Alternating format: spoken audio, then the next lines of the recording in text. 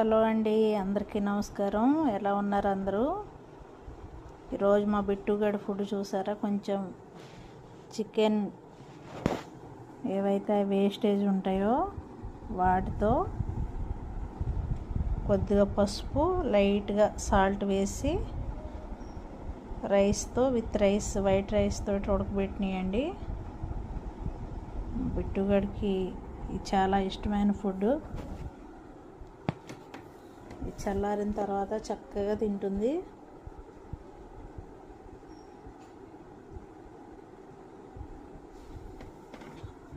Already wait చేస్తుందండి food కోసం. ఇచ్చేస్తాను వాడికి, వేడిగా ఉన్నా కూడా తినేస్తుంది. తిను, ఓకే తిను. యా